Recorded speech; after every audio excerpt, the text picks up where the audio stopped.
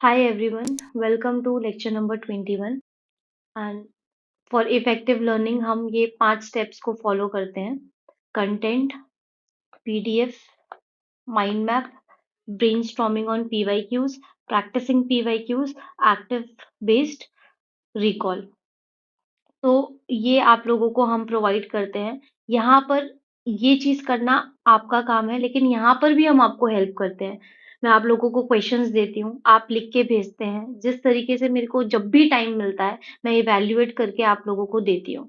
लेकिन फिर भी अब ज़्यादा कॉपीज़ नहीं आ रही हैं, ठीक है? तो आप लोगों को सब कुछ तो प्रोवाइड कर रहे हैं ना हम, फिर भी पता नहीं क्या प्रॉब्लम हो रही है। शायद ये फ्री ऑफ कॉस्ट है कोर्स, इसलिए इसकी वैल्यू नहीं है।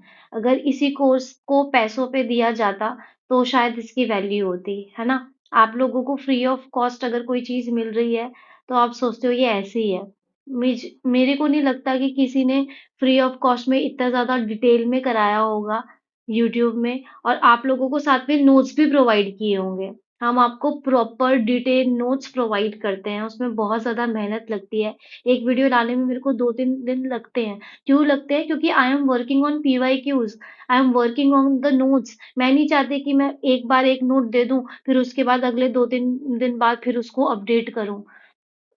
उन नोट्स में पीवाईक्यूज़ भी कवर होते हैं, है ना? तो इतना सब आपको प्रोवाइड कर रहे हैं, आप आंसर्स लिख के भेजते हो, जब मेरे को टाइम मिलता है मैं इवैल्यूएट करके देती हूँ, आपको फीडबैक देती हूँ, आपके ईमेल्स आते हैं, ठीक है? आप कुछ भी पूछते हो, कोई भी प्रॉब्लम होती है, किसी भी सब्जेक्ट से रिलेटेड होती है, मैं आप लोगों को उसका सॉल्यूशन बताती हूँ, जो भी मेरे को लगता है कि ये सही रहेगा, ठीक है? इससे ज़्यादा तो हम नहीं कर पाएँगे, ठीक है? अब अगर कमी है तो वो आपके अंदर है, अगर आपसे नहीं हो पा रहा है तो। फ्री ऑफ कॉस्ट प्रोवाइड कर रहे हैं इसका मतलब ये नहीं है कि इसकी कोई वैल्यू नहीं है, ठीक है? इसको वैल्यू करना सीखो। नोट्स देखो एक बार। अगर किसी ने भी आप लोगों को दिया है यूट्यूब में फ्री नोट्स और वो भी इतना एनहांस्ड क्वालिटी का तो आप बताओ मुझे। तो आपको जो मिल रहा है ना उसकी वैल्यू करना सीखो। तो स्टार्ट करते हैं। तो ये 4 थ्योरीज़ हैं, हम डिवीज़न ऑफ लेबर से स्टार्ट करेंगे और डिवीज़न ऑफ लेबर ये वीडियो देखने से पहले मैं बोलूँगी आपको कि प्रीवियस वीडियो जिसमें मैंने इंटेलेक्चुअल इन्फ्लुएंसेस के बारे में बात किया है, सोशल पॉलिटिकल इन्फ्लुएंसेस के बारे में बात किया है, वो ज़रूर देख लीजिएगा क्योंकि डिवीज़न ऑफ लेबर आधा वहीं निपट गया है, ठीक है? तो इससे पहले नहीं देखी है तो यहीं रोक कर वो देखो पहले, फिर उसके बाद यहाँ पर आना, नहीं तो यहाँ पर आधा-अधूरा समझ आएगा आपको। तो स्टार्ट करते हैं। तो सबसे पहले डिवीजन ऑफ लेबर में एडम स्मिथ का हम रोल देखते हैं या उनका कंट्रीब्यूशन देखते हैं। तो एडम स्मिथ एक फेमस इकोनॉमिस्ट थे, है ना? ये तो सबको पता है। तो इन्होंने अपनी बुक वेल्थ ऑफ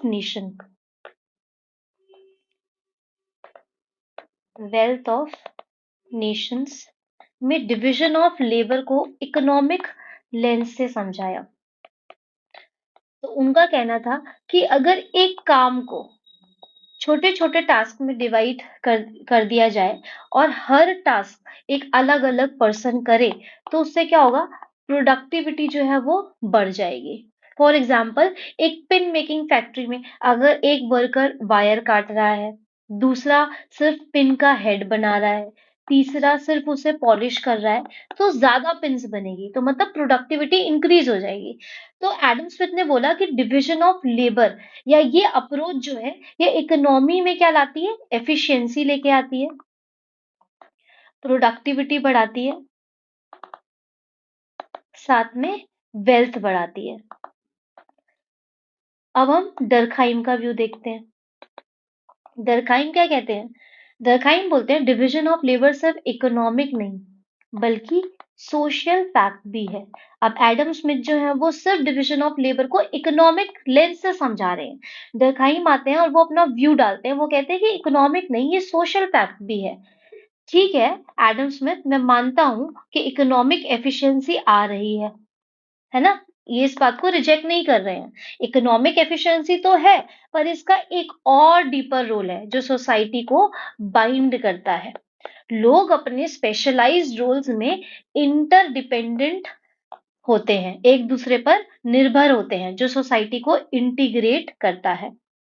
तो जब लोग अलग-अलग काम करते हैं, तो उनमें एक रिलायंस होता है, एक दूसरे के काम पर। इससे एक म्यूचुअल अंडरस्टैंडिंग बढ़ती है, एक कनेक्शन बढ़ता है जो मॉडर्न सोसाइटी में सॉलिडैरिटी का एक फाउंडेशन रखता है।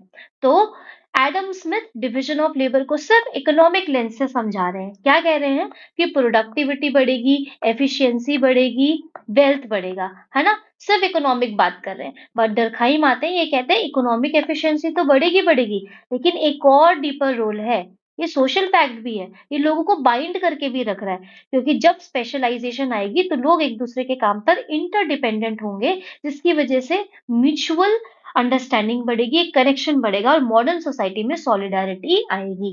ठीक है, तो ये व्यू है। फॉर एग्जाम्पल, एक एग्जाम्पल से समझाती हूँ। एक हेल्थ केयर सिस्टम है ना? तो सबसे पहले इकोनॉमिक व्यू देखते हैं इसका, या एडम स्मिथ का व्यू देखते हैं। तो एडम स्मिथ क्या कहेंगे कि हॉस्पिटल्स में डॉक्टर्स हैं, नर्सेज हैं, टेक्नीशियंस हैं, ठीक है? इन सबके अपने अपने स्पेशलाइज्ड रोल्स हैं और इन स्पेशलाइज्ड रोल की वजह से एफिशिएंसी आएगी। फॉर एग्जाम्पल, डॉक्टर डायग्नोसिस करता है, नर्सेस क्या करती हैं, मेडिसिन देती हैं, और टेक्नीशियंस जो है वो टेस्ट करता है। अब हम इसको डर्कहाइम व्यू से देखेंगे। डर्कहाइम क्या कहता है, सोशल व्यू के बारे में बात करते हैं।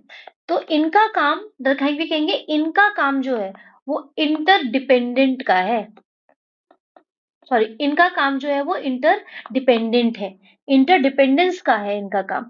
अगर टेक्नीशियन जो है वो प्रॉपर टेस्ट ना करे तो डॉक्टर गलत ट्रीटमेंट दे देगा, और अगर नर्स टाइमली मेडिसिन ना दे तो पेशेंट रिकवर नहीं हो पाएगा। तो ये कोऑर्डिनेशन एक ट्रस्ट और बॉन्डिंग क्रिएट करता है, जो हॉस्पिटल में फंक्शनिंग और सोसाइटी में सॉलिडारिटी को सपोर्ट करता है। तो इकोनॉमिक व्यू है और ये डर्कहाइम का सोशल व्यू है। अब डर्कहाइम का ऑब्जेक्टिव था कि एक साइंटिफिक फ्रेमवर्क बनवाना। ये एक क्वेश्चन भी आ रखा है कि डर्कहाइम का ऑब्जेक्टिव क्या है, what is the theoretical framework for solidarity. तो डर्कहाइम का एक ऑब्जेक्टिव था, क्या ऑब्जेक्टिव था? साइंटिफिक फ्रेमवर्क बनाना जो ये समझा सके कि modern societies, specially capitalist society में सॉलिडारिटी कैसे बनाई जा सकती है, ये इनका मेन गोल था। तो जब हम देखते हैं कि उनका एक मेन गोल जो है वो सोशल ऑर्डर था, तो उसको हम इस तरीके से रिप्रेजेंट करेंगे अपने आंसर में कि डर्कहाइम का एक ऑब्जेक्टिव था एक साइंटिफिक फ्रेमवर्क बनाना जो ये समझा सके कि मॉडर्न सोसाइटी, स्पेशली जो कैपिटलिस्ट सोसाइटी है या जो चेंजिंग सोसाइटी, जो रैपिडली चेंज हो रही है, या जो डिफरेंशिएटेड सोसाइटीज हैं, उसमें लोग कैसे सॉलिडारिटी को मेंटेन कर सकते हैं, कैसे इंटरकनेक्टेड रह सकते हैं, कैसे कोहेसिव रह सकते हैं। तो वो कहते हैं कि ट्रेडिशनल सोसाइटी में यूनिटी जो होती है वो शेयर्ड बिलीफ पर है और यहाँ पर मैकेनिकल सॉलिडारिटी होती है। लेकिन इंडस्ट्रियल सोसाइटी या कैपिटलिस्ट सोसाइटी में क्या होता है कि इंडिविजुअलिज्म बढ़ चुका है ना? तो लोगों के बीच में डायरेक्ट कनेक्शन जो है वो कम हो रहा है। तो अगर लोग अलग अलग काम कर रहे हैं तो कैसे सोसाइटी यूनाइटेड रहेगी? तो डर्कहाइम क्या कहते हैं, एक कलेक्टिव सॉल्यूशन देते हैं, एक कलेक्टिव कंसाइंस का होना जरूरी है।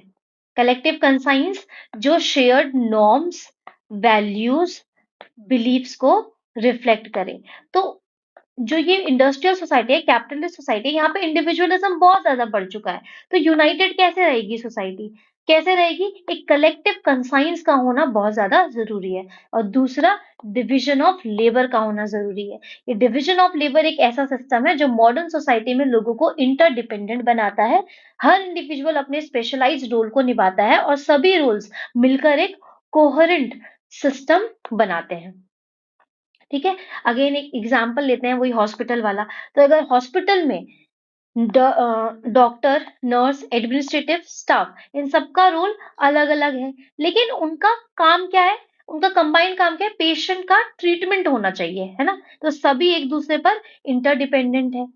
तो ये एक एग्जाम्पल है। फिर दूसरा, एक डेमोक्रेटिक सोसाइटी में जुडिशरी, एग्जीक्यूटिव, लेजिस्लेचर का अपना अपना काम है, इसका अलग काम है, इसका अलग काम है, इसका अलग काम है, लेकिन सबका गोल क्या है?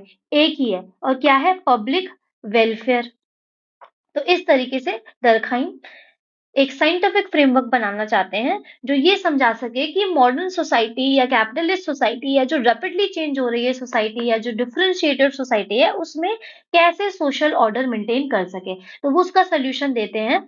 प्रॉब्लम क्या है कि पहले तो वो ट्रेडिशनल सोसाइटी की बात करते हैं कि यहाँ पर तो सब ठीक है, शेयर्ड बिलीफ है और यहाँ पर मैकेनिकल सॉलिडारिटी, कोई प्रॉब्लम नहीं है। But industrial society, capitalist society में इंडिविजुअलिज्म बहुत बढ़ चुका है, तो सोसाइटी कैसे यूनाइटेड रहेगी? तो वो कहते हैं कि यहाँ पर कलेक्टिव कॉन्साइंस का होना जरूरी है जो शेयर्ड नॉर्म्स, वैल्यूज, बिलीफ को रिफ्लेक्ट करे।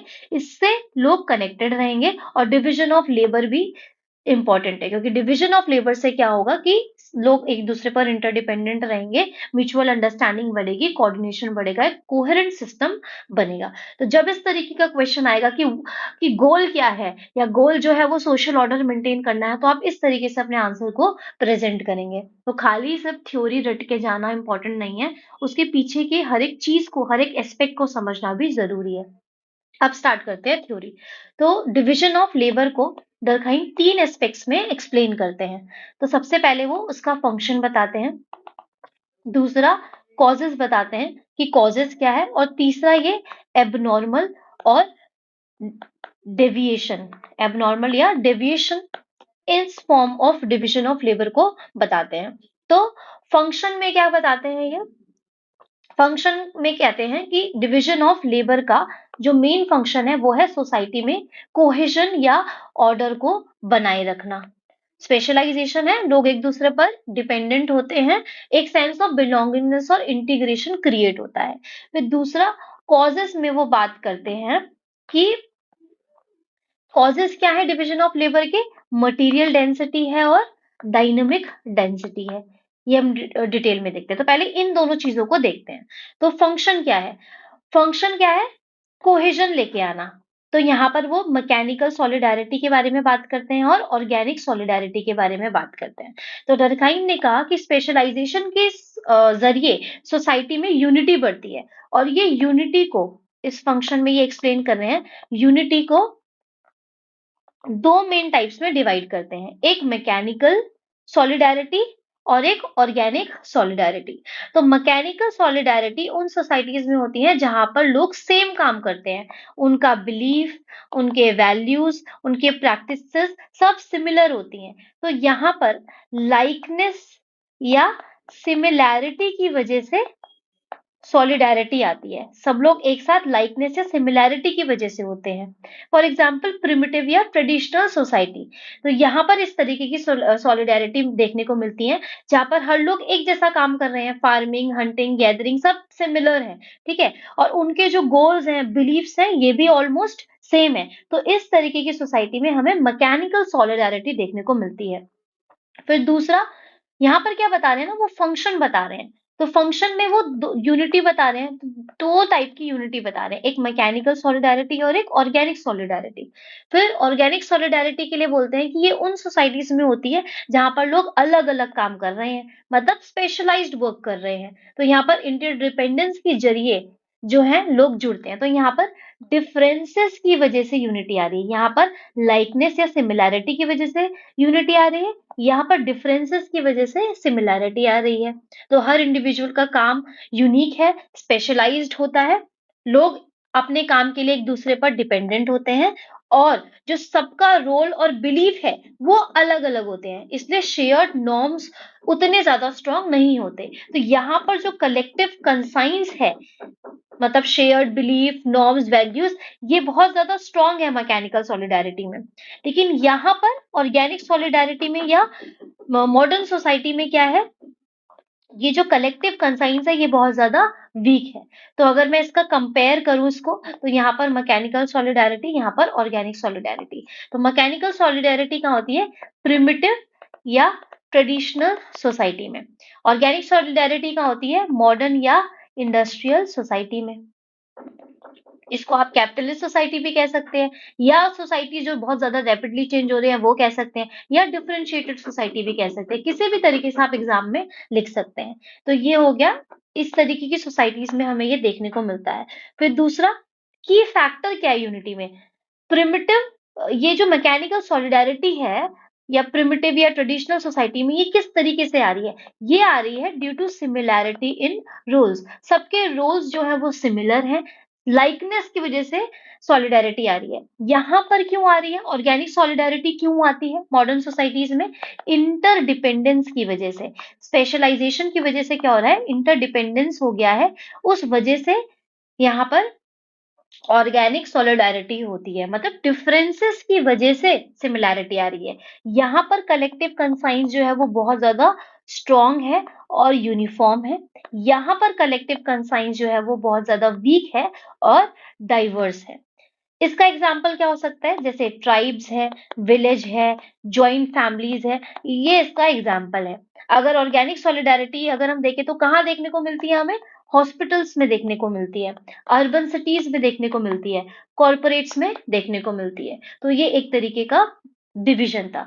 तो पहला एस्पेक्ट क्या था? फंक्शन। फंक्शन क्या है? कोहेजन या सॉलिडारिटी लेके आना। तो कैसे लेके आ रही है ऑर्गेनिक सॉलिडारिटी में? वी हैव सीन कि डिवीजन ऑफ लेबर किस तरीके से ये सॉलिडारिटी लेके आ रही है। तो यहाँ पर फंक्शनल एस्पेक्ट, जो पहला एस्पेक्ट था, वो कंप्लीट होता है। फिर दूसरा वो बात करते हैं causes behind division of labour. वो कहते हैं दो कॉजेज हैं, एक है मटेरियल डेंसिटी, एक है डायनामिक डेंसिटी। इसको आप मॉरल डेंसिटी भी कह सकते हैं। मटेरियल डेंसिटी मतलब क्या है? मटेरियल डेंसिटी, मटेरियल डेंसिटी है पॉपुलेशन ग्रोथ। तो ये पॉपुलेशन ग्रोथ के लिए मटेरियल डेंसिटी यूज करते हैं, और सोशल इंटरैक्शंस के लिए ये वर्ड डायनामिक डेंसिटी यूज करते हैं, या मोरल डेंसिटी भी आप कह सकते हैं इसमें। ठीक है, तो जब आप पेपर में लिखेंगे तो मटेरियल डेंसिटी आपको वर्ड मेंशन करना है, और डायनामिक डेंसिटी या मोरल डेंसिटी वर्ड मेंशन करना है, और ब्रैकेट में ये भी लिखना है। ठीक है, तो अगर उन्होंने अपनी थ्योरी में मटेरियल डेंसिटी वर्ड यूज किया है तो you also have to mention this in your exam. तो ये पॉपुलेशन ग्रोथ, ये सोशल इंटरैक्शन। तो डर्कहाइम ने बताया कि जब पॉपुलेशन बढ़ती है तो सोसाइटी में स्पेशलाइजेशन की जरूरत पड़ती है। तो बड़ी पॉपुलेशन में, या जब पॉपुलेशन बढ़ रही है, तो हर किसी के लिए एक ही काम करना पॉसिबल नहीं होता। इस वजह से क्या होता है, नए रोल्स और प्रोफेशंस जो हैं वो इवॉल्व होते हैं। ठीक है, तो पॉपुलेशन ग्रोथ का मतलब सिर्फ ज्यादा लोग नहीं, बल्कि अलग अलग काम और नीड्स भी बढ़ते हैं, नए नए रोल्स और नए नए प्रोफेशंस भी बढ़ रहे हैं। तो ये मटेरियल डेंसिटी का एग्जाम्पल है। फिर डायनामिक डेंसिटी में वो क्या कहते हैं कि सोशल इंटरैक्शंस, मतलब सिर्फ पॉपुलेशन के बढ़ने से स्पेशलाइजेशन नहीं होती। जब लोग एक दूसरे के साथ इंटरैक्शंस करते हैं, तब नए रोल्स और फंक्शंस भी इवॉल्व होते हैं। फॉर एग्जाम्पल, पहले के जमाने में कोई सोशल मीडिया मैनेजर नाम का कोई पोस्ट नहीं थी, लेकिन आज सोशल इंटरैक्शंस बढ़ने की वजह से ये एक इम्पोर्टेंट प्रोफेशन बन गया है, सोशल मीडिया मैनेजर। अब हम इन फंक्शंस को और इन कॉजेस को थ्योरी में डाल के बताती हूँ मैं आपको। ठीक है, तो यहाँ पर हम एक बना लेते हैं टेबल। ये है आपका ट्रेडिशनल सोसाइटी, और ये है आपका modern society. Traditional society, tribal society भी कह सकते हैं इसको हम एंशियंट या पीजेंट सोसाइटी भी कह सकते हैं, और इसको हम फ्यूडल सोसाइटी भी कहते हैं। और मॉडर्न सोसाइटी उनके हिसाब से कौन सी थी? जो फ्रेंच रेवोल्यूशन के बाद आई, वो उनके हिसाब से मॉडर्न सोसाइटी थी। ठीक है, अब वो क्या कहते हैं कि ट्रेडिशनल सोसाइटी में क्या है, सिमिलैरिटी है। ये सिमिलैरिटी क्यों है? ये सिमिलैरिटी इसलिए है क्योंकि जो मटेरियल डेंसिटी है वो कम है। मटेरियल डेंसिटी मतलब पॉपुलेशन। यहाँ पर टेक्नोलॉजी वेल डेवलप्ड नहीं है, और ये सिमिलैरिटी की वजह से क्या आती है, यहाँ पर सॉलिडारिटी आती है। सिमिलैरिटी या लाइकनेस की वजह से सबका काम सिमिलर है, इसकी वजह से सॉलिडैरिटी आ रही है, जिस सॉलिडैरिटी को वो कहते हैं मैकेनिकल सॉलिडैरिटी। अब यहाँ पर मटेरियल डेंसिटी तो कम है, पहला एस्पेक्ट हमने देखा, ये कॉजेज है बिहाइंड डिवीजन ऑफ लेबर। तो पहला कॉज क्या था? Material density. Material density traditional society में लो है। सेकंड कॉज क्या था? Moral density. तो वो कहते हैं मॉरल डेंसिटी भी कम है। मॉरल डेंसिटी मतलब सोशल इंटरैक्शंस भी कम है। ठीक है, अगर हम अपने पॉइंट ऑफ व्यू से देखें तो हम सोचेंगे कि अगर एक विलेज है और कम पॉपुलेशन है, या हम एंशिएंट टाइम का देखेंगे तो हम सोचेंगे कि इंटरैक्शंस तो ज्यादा होनी चाहिए। अगर हम अपना कॉमन सेंस लगाए कि सोशल इंटरैक्शंस तो ज्यादा होनी चाहिए, मॉरल डेंसिटी मतलब ज्यादा होनी चाहिए, बट डर्कहाइम के पॉइंट ऑफ व्यू से हमें ये थ्योरी में मेंशन करना है। तो डर्कहाइम के पॉइंट ऑफ व्यू से ट्रेडिशनल सोसाइटी में मॉरल डेंसिटी यानी सोशल इंटरैक्शंस जो है वो कम है। मतलब जो causes behind division of labour है, that is material density as well as moral density, दोनों कम है। अब मॉरल डेंसिटी क्यों कम है ना? अगर हम कॉमन सेंस के हिसाब से देखें तो मॉरल डेंसिटी तो ज्यादा होनी चाहिए, सोशल इंटरैक्शंस पहले के टाइम पे बहुत ज्यादा होते थे, बट डर्कहाइम कह रहे हैं कम है। तो वो कैसे एक्सप्लेन करते हैं? वो कहते हैं मॉरल डेंसिटी कम है, क्यों? सिमिलैरिटी की वजह से, क्योंकि सबका काम एक जैसा है तो इंटरैक्शन होती नहीं है। सिमिलर काम है, लोग एक दूसरे पर डिपेंडेंट नहीं है।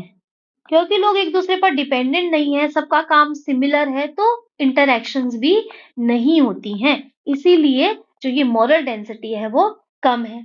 फिर तीसरा वो क्या कहते हैं कि यहाँ पर लॉज जो है वो रिप्रेसिव है और स्ट्रिंजेंट है, even for the small violation. ठीक है, स्मॉल वायलेशन भी अगर कोई करता है तो उसके लिए भी लॉज बहुत ज्यादा रिप्रेसिव है, हाथ पैर काट दिए जाएंगे, गांव से निकाल दिया जाएगा, इस तरीके का। और चौथा वो कहते हैं कि यहाँ पर जो कलेक्टिव कंसाइंस है, यानी कि जो कॉमन वैल्यूज है, ये एक्सट्रीमली स्ट्रॉन्ग है। तो ये ट्रेडिशनल सोसाइटी के वो फीचर्स दे रहे हैं। ठीक है, मैकेनिकल सॉलिडारिटी होती है यहाँ पर, मटेरियल डेंसिटी और मोरल डेंसिटी दोनों ही कम है, मतलब पॉपुलेशन ग्रोथ भी कम है।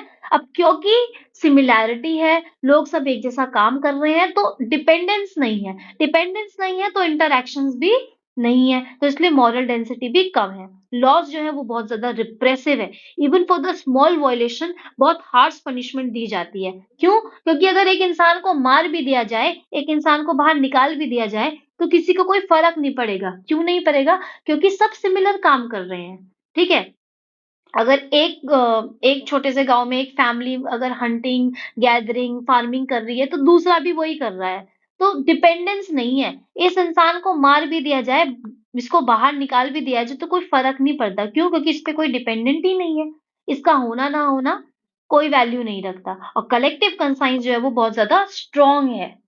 अब आते हैं मॉडर्न सोसाइटी। मॉडर्न सोसाइटी उनके हिसाब से फ्रेंच रेवोल्यूशन के बाद की सोसाइटी है। तो यहाँ पर वो कहते हैं कि इंटीग्रेशन जो है, या जो सॉलिडारिटी है, ये है because of dependency due to division of labour. ठीक है, तो यहाँ पर ये इस सॉलिडारिटी को कहते हैं ऑर्गेनिक सॉलिडारिटी। Organic solidarity. तो डर्कहाइम कह रहे हैं कि मॉडर्न सोसाइटी में ऑर्गेनिक सॉलिडारिटी होती है। मटेरियल डेंसिटी जो है, यानी कि पॉपुलेशन, ये इंक्रीज होती है, और डिवीजन ऑफ लेबर जो है, this will create dependency on each other, hence there will be integration which is known as organic solidarity. तो यहाँ पर मॉडर्न सोसाइटी में मटेरियल डेंसिटी भी ज्यादा है, पॉपुलेशन ग्रोथ भी ज्यादा है, साथ में मॉरल डेंसिटी भी ज्यादा है। मॉरल डेंसिटी हाई क्यों है? Because of interactions. और इंटरैक्शंस क्यों हो रही है? Due to dependency. अब लोग एक दूसरे पे बहुत ज्यादा डिपेंडेंट है, डिवीजन ऑफ लेबर की वजह से स्पेशलाइजेशन आ चुका है, जिसकी वजह से लोग एक दूसरे पे बहुत ज्यादा एक दूसरे पे डिपेंड करते हैं, इसलिए इंटरैक्शन ज्यादा है और इसलिए मॉरल डेंसिटी भी ज्यादा है। तो यहाँ पर मटेरियल डेंसिटी भी ज्यादा है और मॉरल डेंसिटी भी ज्यादा है। यहाँ पर मटेरियल डेंसिटी भी कम है और मॉरल डेंसिटी भी कम है। अब यहाँ पर लॉस जो है वो रेस्टिट्यूटिव इन नेचर होते हैं। मतलब यहाँ पर गोल जो है पनिशमेंट का वो है रिफॉर्म लेके आना और इंडिविजुअल को सुधार कर वापस सोसाइटी में लेके आना। यहाँ पर इंडिविजुअल को मार भी दिया जाए तो कोई फर्क नहीं पड़ता, क्योंकि कोई इस पे डिपेंडेंट नहीं है। क्योंकि मॉडर्न सोसाइटी में सब एक दूसरे पर डिपेंडेंट है, इसलिए उस इंसान को रिफॉर्म करके उसको सुधार कर वापस सोसाइटी में लेके आना, क्योंकि इस पे कोई ना कोई डिपेंडेंट है। और यहाँ पर जो कलेक्टिव वैल्यूज है या कलेक्टिव कंसाइंस जो है वो वीक होगा। क्यों वीक होगा? Because there is extreme form of specialisation. ठीक है, तो ये मॉडर्न सोसाइटी और ट्रेडिशनल सोसाइटी के बीच में डिफरेंसेस है, जिसमें हमने फंक्शन वाले एस्पेक्ट को और कॉजेज वाले एस्पेक्ट को ध्यान से देखा। फंक्शन वाला एस्पेक्ट क्या है कि सॉलिडारिटी लेके आता है, ये वाली चीजें हमने देखी कि ये सॉलिडारिटी लेके आ रहा है। This is the functional aspect of division of labour जो डरखाइम ने समझाया। दूसरा वो causes behind of division of labour बताते हैं, which is the material density as well as the moral density, वो हमने देखा। अब तीसरा क्या कहते हैं वो abnormal form of division of labour. तो डरखाइम ने कहा कि अगर डिवीजन ऑफ लेबर ठीक तरीके से फंक्शन ना करे तो सोसाइटी में प्रॉब्लम्स आ सकती हैं, जिसकी वजह से एबनॉर्मल, जिसको वो कहते हैं abnormal form of division of labour. अगर डिवीजन ऑफ लेबर अपना फंक्शन प्रॉपर्ली परफॉर्म ना करे तो सोसाइटी में प्रॉब्लम्स आ रही है, जिसको वो क्या कह रहे हैं abnormal forms of division of labour. ये अबनॉर्मल फॉर्म्स ऐसे सिचुएशंस को दिखाते हैं जहां डिवीजन ऑफ लेबर अपना प्राइमरी फंक्शन क्या है? सोशल ऑर्डर मेंटेन करना, सॉलिडारिटी बनाए रखना, ये अपना प्राइमरी फंक्शन नहीं पूरा कर पाते। तो इसको भी डरखाइम तीन कैटेगरीज में डिवाइड करते हैं। Abnormal form of division of labour को तीन कैटेगरीज में डिफाइन करते हैं ये। एक कहते हैं कि एक है अनोमी, दूसरा ये कहते हैं फोर्स डिवीजन ऑफ लेबर, और तीसरा ये कहते हैं poor coordination in division of labour. तो अनोमी क्या होता है? अनोमी का मतलब होता है नॉर्मलेसनेस या रूल्स का ब्रेकडाउन। तो जब नए रोल्स और रिस्पॉन्सिबिलिटीज क्लियर ना हो, ठीक है, या सोसाइटी में एक स्टेबल गाइडलाइंस ना हो, तो लोग कंफ्यूजन और इंस्टेबिलिटी महसूस करते हैं। जब एक सोसाइटी में, अब ये अनोमी कब आती है? वो कहते हैं जब मैकेनिकल सॉलिडारिटी और ऑर्गेनिक, जब मैकेनिकल सॉलिडारिटी से ऑर्गेनिक सॉलिडारिटी आएगा, मतलब जब ट्रेडिशनल सोसाइटी से मॉडर्न सोसाइटी की तरफ चेंज होगा, वो एकदम रैपिड चेंज होगा, तब जाकर ये अनोमी वाली सिचुएशन होगी। अगर ट्रेडिशनल सोसाइटी धीरे धीरे मॉडर्न सोसाइटी में कन्वर्ट हो रही है तो अनोमी नहीं आएगा। अनोमी तब आएगा जब रैपिडली चेंज होगा। तो जब एक सोसाइटी रैपिड चेंज के फेज में होती है, जैसे इंडस्ट्रियल रेवोल्यूशन के टाइम पर, तो पुराने नॉर्म्स जो है वो टूट जाते हैं और नए नॉर्म्स बनने में टाइम लगता है। इस बीच में सोसाइटी में डिसकनेक्शन और इंस्टेबिलिटी आ जाती है।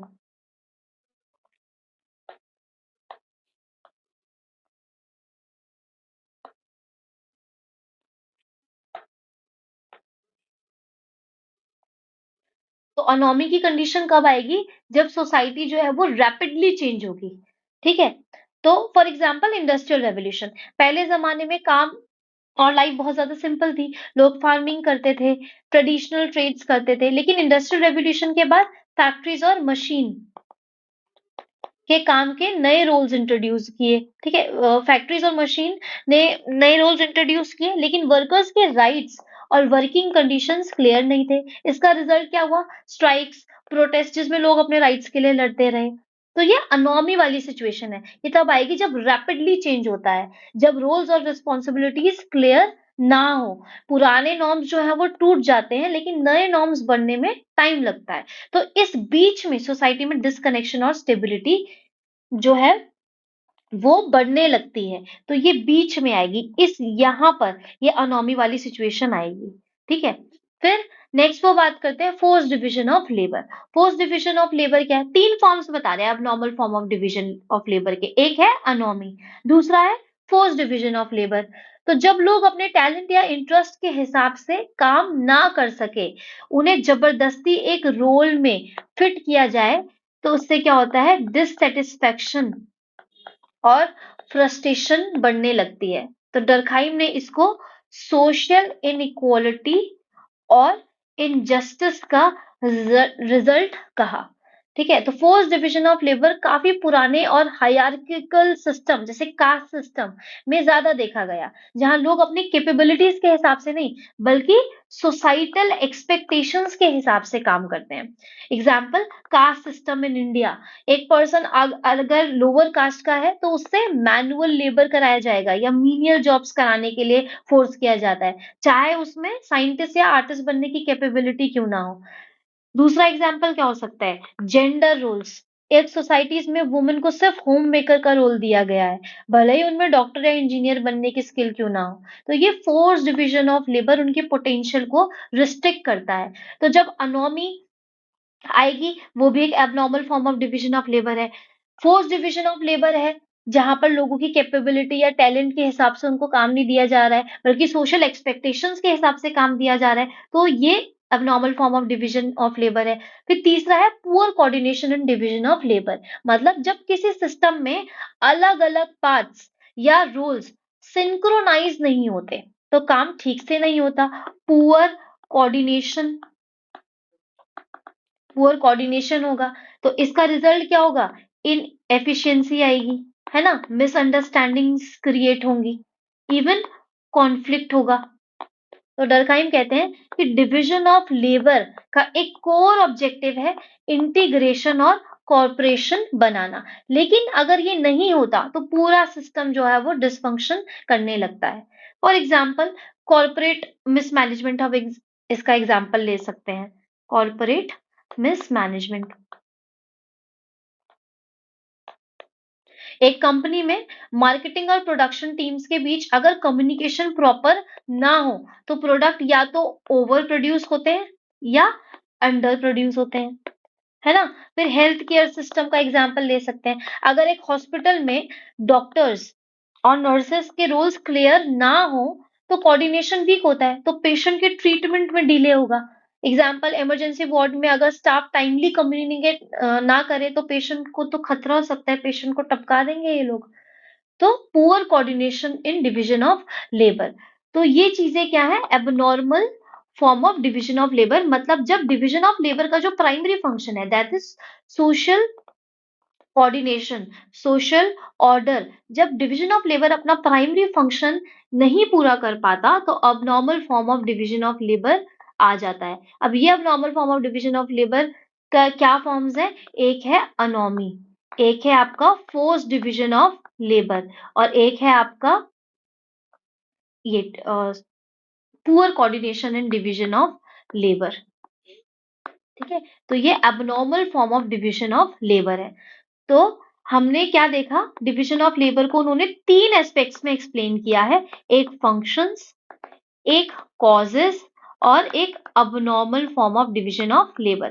फंक्शंस क्या है, सॉलिडारिटी लाना, सॉलिडारिटी में हमने दो सॉलिडारिटी देखी, एक मैकेनिकल सॉलिडारिटी और एक ऑर्गेनिक सॉलिडारिटी। कॉजेस में हमने क्या देखे, दो कॉजेज हैं, एक है मटेरियल डेंसिटी, एक है moral density. Abnormal form of division of labour में हमने तीन चीजें देखी, anomie, force division of labour and poor coordination in division of labour. अब कई बार क्या होता है कि अनोमी पे डिटेल क्वेश्चन आ जाता है, सिर्फ वो इस डिवीजन ऑफ ये अबनॉर्मल फॉर्म के बारे में डिटेल में पूछ लेते हैं, ठीक है, क्योंकि एलिनिएशन जो है कार्ल मार्क्स की वो प्रॉपर थ्योरी है और एलिनिएशन कहीं ना कहीं अनोमी से थोड़ा बहुत मिलता जुलता है, तो वो क्या करेंगे कि खाली इस पे शॉर्ट नोट पूछ लेंगे। तो इसको अब हम देखते हैं, कुछ नहीं छूटेगा, चिंता मत करो, मोर देन इनफ करवाऊंगी मैं आप लोगों को, ठीक है, ज्यादा भले ही करा सकती हूँ, कम नहीं कराऊंगी, ठीक है। तो कॉजेज ऑफ अनोमी, तो पहला कॉज है economic factors, economic factors leading to anomie. अब आप खुद सोचिए क्या इकोनॉमिक फैक्टर्स हो सकते हैं जिसकी वजह से अनोमी वाली कंडीशन आ जाए। फॉर एग्जाम्पल, इकोनॉमिक डिसरप्शन जैसे रिसेशन या हाई अनएम्प्लॉयमेंट ये सारा अनोमी का कारण है, ये सारे अनोमी के कॉजेज हैं। जब लोग अपनी नौकरी खोते हैं या इनइक्वालिटी फेस करते हैं तो उन्हें सोसाइटी से डिस्कनेक्टेड और होपलेस फील करते हैं। फिर एग्जाम्पल, अभी रिसेंट एग्जाम्पल अगर हम देखें तो कोविड-19 पैंडेमिक, है ना? तो कोविड-19 पैंडेमिक के वक्त कई बिजनेस बंद हो गए और लोगों की नौकरी चली गई। अनसर्टिनिटी और फ्रस्ट्रेशन बढ़ने लगी, जो सोशल इंस्टेबिलिटी का कारण बन गई। फॉर एग्जाम्पल, रिच और पुअर का गैप ये और ज्यादा बढ़ता जा रहा है। तो गरीब लोग सोसाइटी के वैल्यूज से डिस्कनेक्टेड फील करते हैं, जो क्राइम और रेबिलियन का कारण बन सकता है। तो ये सारे एग्जांपल्स क्या हैं? इकोनॉमिक फैक्टर्स, है ना, विच आर कॉजिंग एनोमी। फिर उसके बाद दूसरा, टेक्नोलॉजिकल फैक्टर्स, टेक्नोलॉजिकल या स्ट्रक्चरल डिसरप्शंस, इसकी वजह से भी आता है एनोमी। टेक्नोलॉजी, अब जैसे ये टेक्नोलॉजी है, ये प्रोग्रेस तो लाता है लेकिन कंफ्यूजन भी क्रिएट करता है। ऑटोमेशन, एआई, इनके जैसे चेंजेस लोगों को ये फील करवाते हैं कि उनकी जॉब्स और उनका जो रोल है अब इररेलेवेंट हो गया है। तो एआई की राइज की वजह से कई जॉब्स जो है वो खत्म हो गई हैं, जो वर्कर्स में एंजाइटी और अनसर्टेनिटी वाली कंडीशन को क्रिएट करती है, जिसकी वजह से अनोमी आता है। फिर जो लोग इंटरनेट या मॉडर्न टेक्नोलॉजी का एक्सेस नहीं रखते, एक तो पहली प्रॉब्लम ये है कि एआई और ऑटोमेशन की वजह से क्या हो गया है कि वर्कर्स में एंजाइटी आ गई है, अनसर्टेनिटी आ गई है। दूसरा, ये डिजिटल डिवाइड, जब इंटरनेट या मॉडर्न टेक्नोलॉजी का जो लोग एक्सेस नहीं रखते, वो न्यू सोशल ऑर्डर से डिस्कनेक्टेड फील करते हैं और फ्रस्ट्रेटेड फील करते हैं।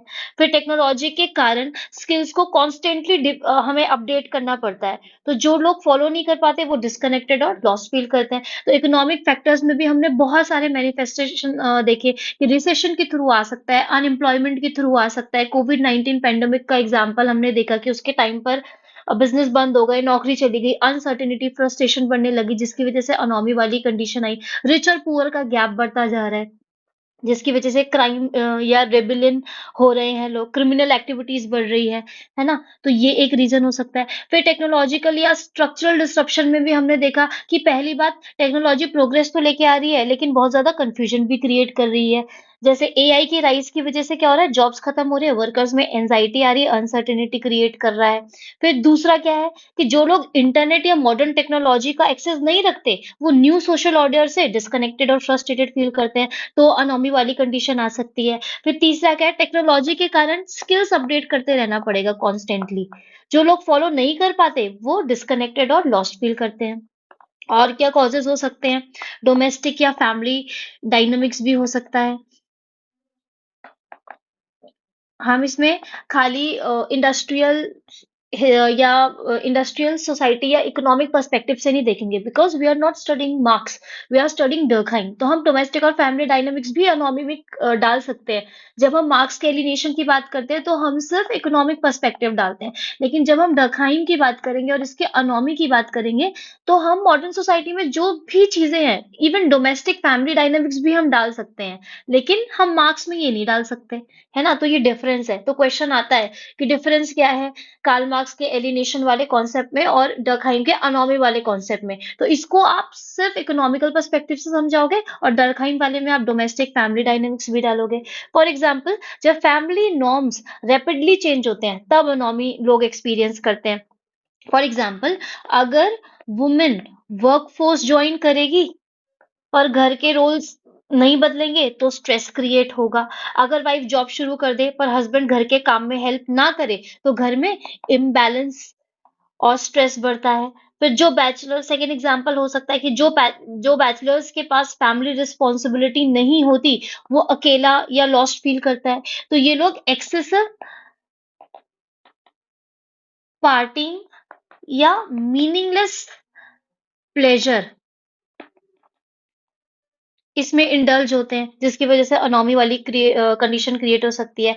या जब फैमिलीज ब्रेक होती हैं, फॉर एग्जांपल डिवोर्स केसेस में, तो पेरेंट्स और चिल्ड्रन आइसोलेट फील करते हैं, इससे मेंटल हेल्थ इश्यूज बढ़ते हैं और सोसाइटल नॉर्म्स ब्रेक डाउन होता है। तो डोमेस्टिक एंड फैमिली डायनेमिक्स में भी हमने बहुत सारे मैनिफेस्टेशन देखे हैं, है ना। बैचलर्स वाला एग्जांपल डाल सकते हो, वुमेन वर्कफोर्स वाला डाल सकते हो, डिवोर्स वाला आप एग्जांपल डाल सकते हो। ये आप एलिनेशन वाले कॉन्सेप्ट में नहीं डाल सकते, बिकॉज मार्क्स सिर्फ इकोनॉमिक पर्सपेक्टिव से समझा रहे हैं।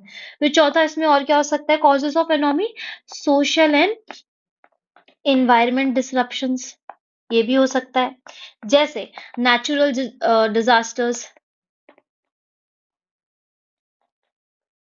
वॉर,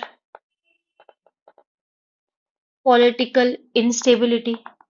तो ये सारे चीजें भी अनोमी का कारण बन सकते हैं, क्योंकि ये सोशल स्ट्रक्चर को डिस्ट्रॉय कर देते हैं और लोगों को डिस्प्लेस कर देते हैं।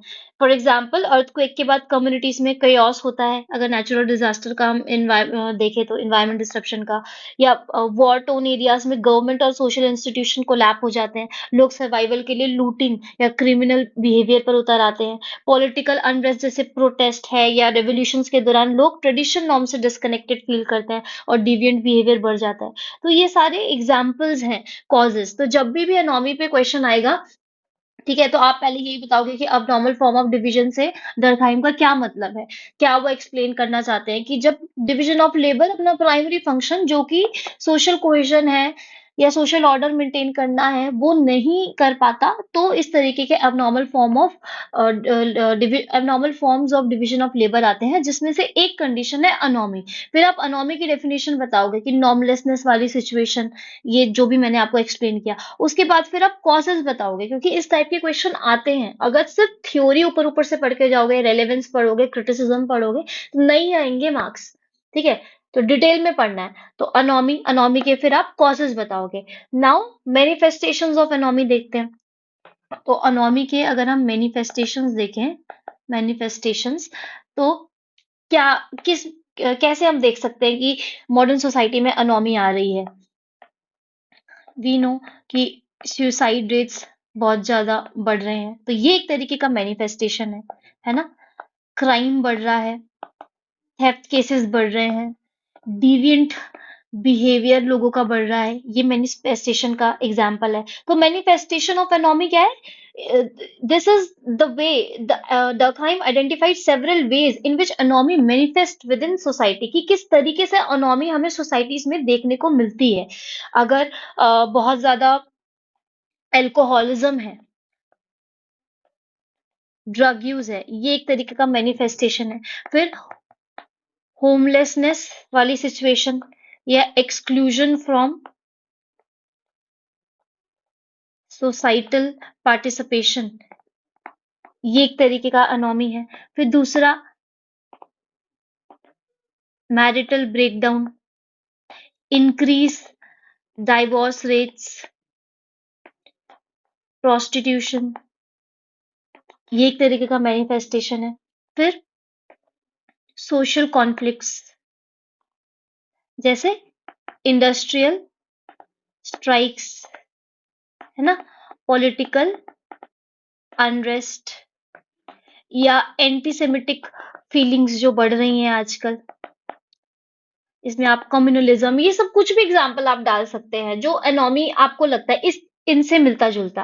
ठीक है, तो these are the manifestations of anomie. तो पहले आप एनोमी को डिफाइन करेंगे कि वो क्या होता है, पहले उसका कॉन्टेक्स्ट बताएंगे, है ना, कि क्यों आती है वो। फिर क्योंकि वो अपना प्राइमरी फंक्शन नहीं परफॉर्म करवा रहा है, फिर आप उसके कॉजेस बताएंगे। कॉजेस में आप अलग अलग तरीके का environment, social, domestic, structural, technological, इस सारे पर्सपेक्टिव से इसको समझाएंगे। फिर आप मैनिफेस्टेशंस बताएंगे। अब ये हो गया, हमने डिटेल में अनोमी कर ली, लेकिन मेन टॉपिक हमारा क्या था? हम देख रहे थे कि डिवीजन ऑफ लेबर में वो फंक्शंस बताते हैं, कॉजेस बताते हैं, और फंक्शन कॉजेस बताने के बाद वो बताते हैं कि कभी कभी क्या होता है, abnormal form of division of labour भी आ जाता है, जिसकी वजह से सोसाइटी में डिसफंक्शन हो जाता है ना। बट क्योंकि वो फंक्शनलिस्ट है, वो सोशल ऑर्डर क्रिएट करना चाहता है, तो वो क्या कहते हैं कि ये जो abnormal forms of division of labour है, अनोमी है, फोर्स डिवीजन ऑफ लेबर है, poor coordination in division of labour है, इसके लिए हमें एक सोल्यूशन चाहिए। तो सोल्यूशन देते हैं वो, ठीक है। तो सोल्यूशन में क्या देते हैं, वो क्या कहते हैं, ऑर्गेनिक सॉलिडारिटी जो है, ये सोसाइटी को बाइंड तो कर रही है, but it might not be enough to ensure lasting social cohesion.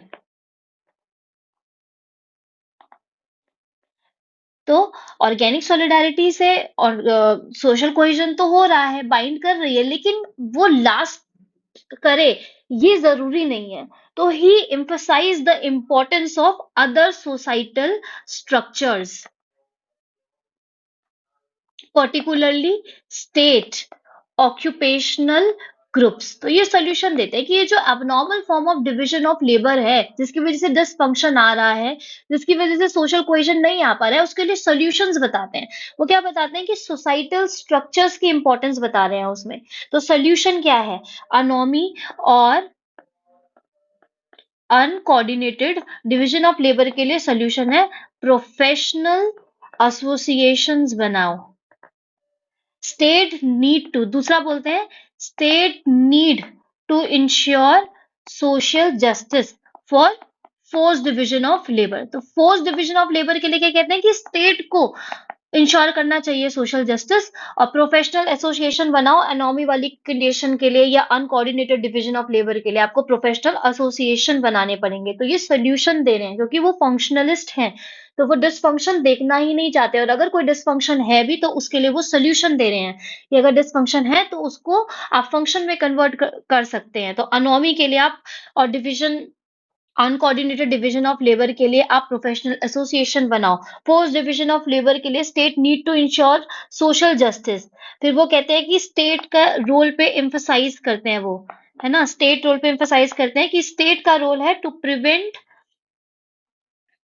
अनोमी, अनोमी को प्रिवेंट करना इसका काम है, और इन्फोर्स करना, नॉर्म्स को इन्फोर्स करना इसका काम है. तो state role is to enforce norms and prevent anomie. दूसरा बात करते हैं कि there must be balance between state and professions to avoid too much control और too much freedom.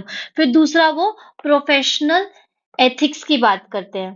Professional ethics to promote collective responsibilities. इसको मैं ऐसे बताती हूँ आप लोगों को. तो वो क्या कह रहे हैं, सिंपल दोबारा देखो, अनोमी और अनकोऑर्डिनेटेड डिवीजन ऑफ लेबर के लिए आप प्रोफेशनल एसोसिएशंस बनाओ. ठीक है. फोर्स डिवीजन ऑफ लेबर के लिए वो सोल्यूशन देते हैं कि state need to ensure social justice. तो ये जो डिसफंक्शंस हैं इनका सोल्यूशन वो ये देते हैं क्योंकि वो फंक्शनलिस्ट है. फिर और क्या कहते हैं वो कि state role is to enforce norms and prevent anomie. State के रोल पर एम्फसाइज करते हैं. दूसरा वो कहते हैं there must be balance between state and professions. State और प्रोफेशंस के बीच में बैलेंस होना चाहिए to avoid too much control और too much freedom.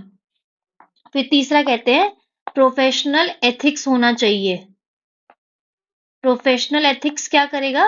It will promote collective responsibility. फिर वो कहते हैं रिप्रेजेंटेटिव बॉडीज होनी चाहिए to ensure fairness and avoid exploitation. Exploitation avoid होगी और फेयरनेस इंश्योर होगी. फिर पांचवा वो क्या कहते हैं, मॉरल एजुकेशन पर एम्फसाइज करते हैं. मॉरल एजुकेशन होनी चाहिए टू इंस्टिल सोशल रिस्पॉन्सिबिलिटी. फिर वो क्या कहते हैं कि there must be collaboration of state, education and profession. जब ये कोलैबोरेशन होगा तो ये क्या होगा कि ये इंटीग्रेट करेंगे इंडिविजुअल्स को सोसाइटी में. So the collaboration of state, education and profession is to integrate individuals into society. तो वो सॉल्यूशंस भी दे रहे हैं. तो यहाँ पर इनकी डिवीजन ऑफ लेबर की थ्योरी जो है वो निपट जाती है, खत्म हो जाती है, जिसमें हमने पहले क्या देखा अगर मैं शॉर्टली आपको बताऊं तो हमने देखा कि वो तीन एस्पेक्ट्स में बता रहे हैं, फंक्शंस बता रहे हैं, कॉजेस बता रहे हैं, उसके बाद abnormal form of division of labour बता रहे हैं। ये तीन बताने के बाद इसके लिए वो सॉल्यूशंस देते हैं। बस ये ओवरऑल है। जब जब डिवीजन ऑफ लेबर पे क्वेश्चन आएगा तो आप लोगों को इस तरीके से समझाना है, उसमें आपको कॉजेज ऑफ अनोमी या मैनिफेस्टेशन ऑफ अनोमी नहीं बताना है। ये आपको तब बताना है जब अनोमी पे अलग से क्वेश्चन आएगा। ओके। अब डिवीजन ऑफ लेबर की थ्योरी बहुत से अलग लोगों ने भी दी थी। जैसे कुछ पॉलिटिकल साइंटिस्ट ने दी थी, कुछ इकोनॉमिस्ट जैसे एडम स्मिथ इन्होंने दी थी, कुछ साइकोलॉजिस्ट ने दी थी, कुछ डेमोग्राफर्स ने भी दी थी। तो डर्कहाइम इनकी थ्योरी को किस तरीके से क्रिटिक करते हैं, जो डिवीजन ऑफ लेबर की थ्योरी पहले लोगों ने दी थी, वो हम देखते हैं। तो डर्कहाइम ने अपने टाइम के प्रोमिनेंट स्कॉलर्स जैसे पॉलिटिकल साइंटिस्ट, इकोनॉमिस्ट, साइकोलॉजिस्ट, डेमोग्राफर्स, इनकी थ्योरीज को क्रिटिकली एग्जामिन किया और उनके व्यू पॉइंट्स को चैलेंज करते हुए उन्होंने अपना एक यूनिक सोशियोलॉजिकल पर्सपेक्टिव दिया। क्योंकि वो उनका दो मेन काम था, दो मेन गोल था। एक तो सोशियोलॉजी को एक डिसिप्लिन बनाना, है ना, और दूसरा सोशल ऑर्डर मेंटेन करना। तो जो डिवीजन ऑफ लेबर की theory political scientist, economist, psychologist, demographers ने दी, तो इनको वो क्रिटिकली इनके व्यूज को पढ़ते हैं, क्रिटिकली एग्जामिन करते हैं और एक यूनिक सोशोलॉजिकल पर्सपेक्टिव देते हैं। क्यों? क्योंकि वो सोशोलॉजी को एक डिस्टिंक्ट डिसिप्लिन बनाना चाहते थे। तो उनका फोकस था कि डिवीजन ऑफ लेबर सिर्फ इकोनॉमिक या पॉलिटिकल या साइकोलॉजिकल फिनोमेना नहीं है, ये बल्कि एक, क्योंकि सोशियोलॉजिकल पर्सपेक्टिव डालना चाहते हैं तो क्या कहते हैं कि ये एक सोशल फैक्ट है जो सोसाइटी को कोहेरेंस और सॉलिडारिटी का बेस बनाता है। तो ये एक एक करके हम देखते हैं। तो सबसे पहला पॉलिटिकल साइंटिस्ट ये देते हैं सोशल कॉन्ट्रैक्ट थ्योरी। तो इनको डर्कहाइम कैसे क्रिटिसाइज करते हैं हम वो देखते हैं। तो पॉलिटिकल साइंटिस्ट इनका क्लेम क्या होता है, जैसे इसमें हम एग्जांपल लेंगे हॉब्स का, रूसियो का, जॉन लॉक का। ठीक है। तो हॉब्स, जॉन लॉक, ये रूसियो, इनके जैसे पॉलिटिकल थ्योरिस्ट ने आर्ग्यू किया कि division of labour political agreement, political agreement का रिजल्ट है। ये लोग कहते हैं कि लोगों ने अपनी म्यूचुअल नीड्स के लिए, अपनी म्यूचुअल नीड्स के लिए एक सोशल कॉन्ट्रैक्ट बनाया जिसमें उन्होंने रोल्स और रिस्पॉन्सिबिलिटीज को डिवाइड किया। तो डर्कहाइम इसके रिस्पॉन्स में क्या कहते हैं?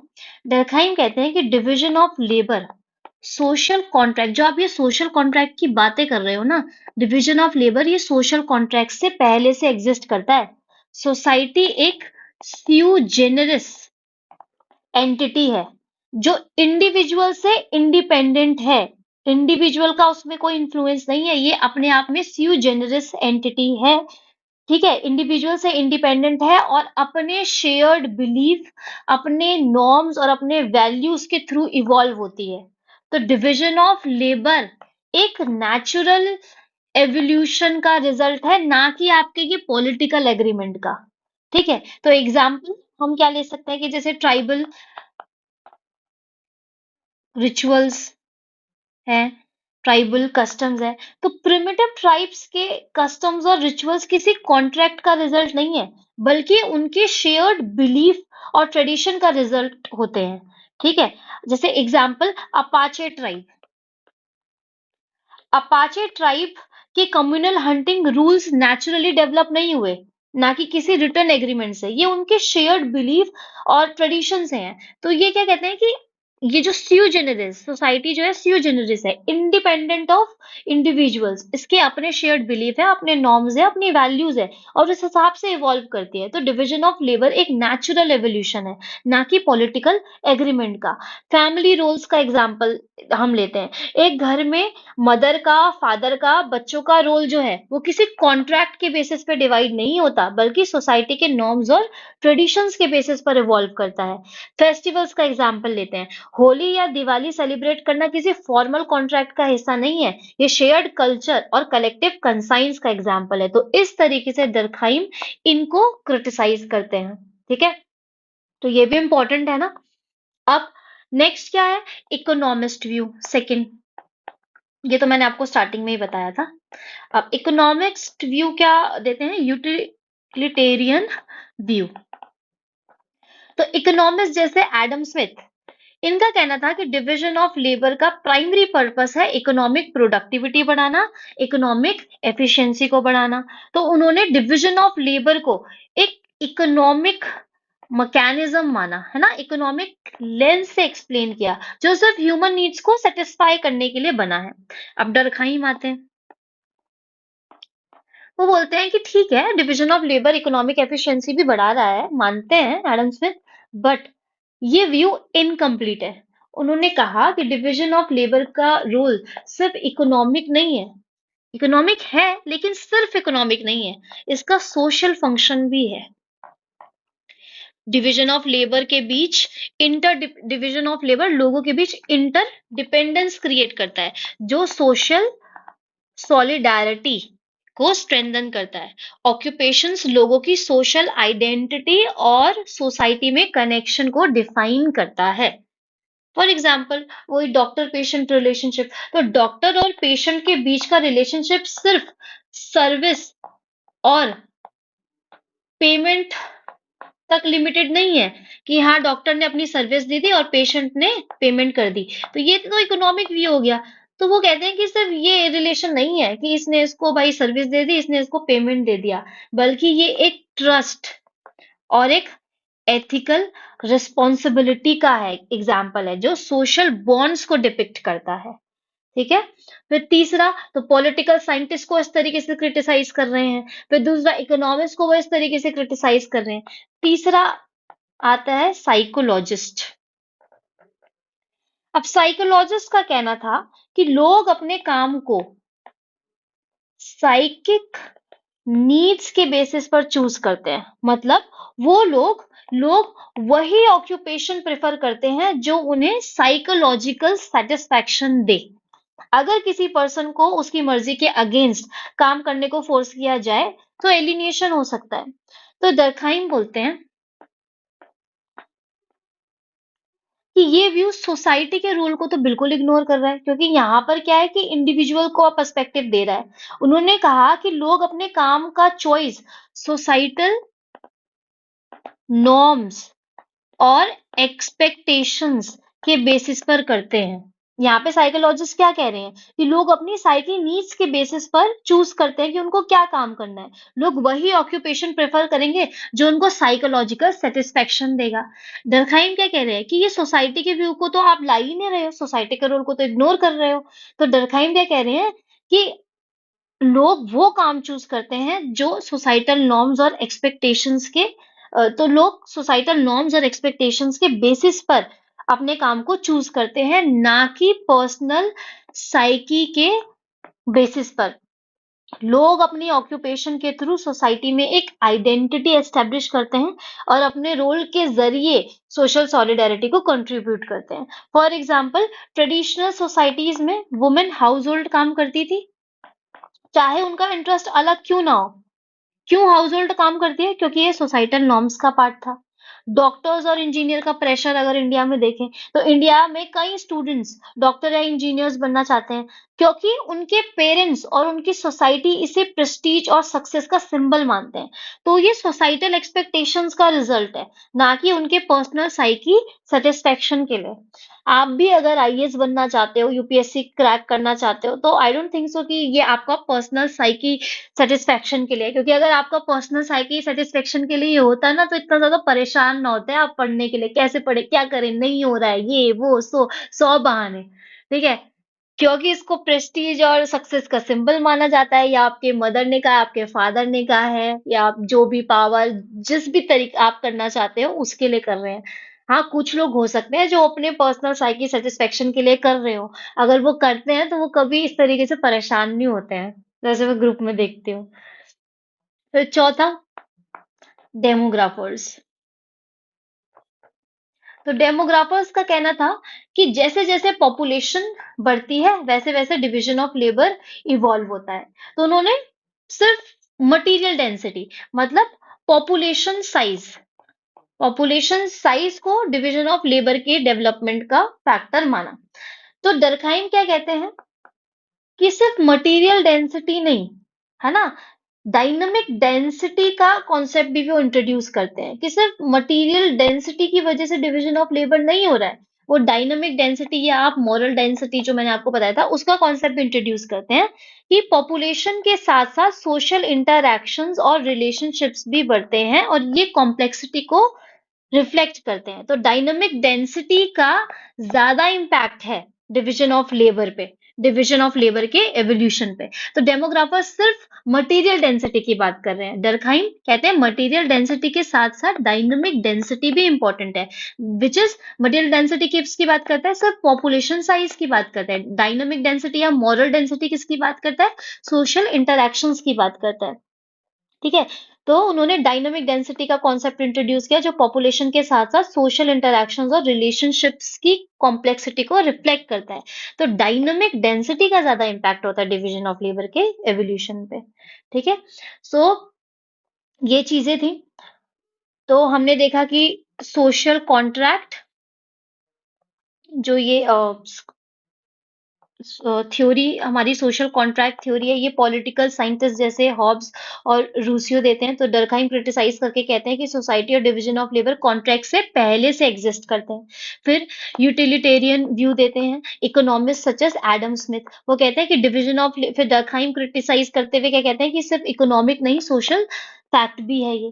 फिर उसके बाद साइकिक सेटिस्फेक्शन, तो psychologist such as Eric Swift ये क्या कहते हैं कि लोग सोसाइटल नॉर्म्स, ये क्या कहते हैं कि साइकोलॉजिकल सेटिस्फेक्शन के लिए लोग अपने काम को चूज करते हैं। लेकिन डर्कहाइम क्या कह रहे हैं कि लोग सोसाइटल नॉर्म्स की बेसिस पर ऑक्यूपेशन को चूज करते हैं।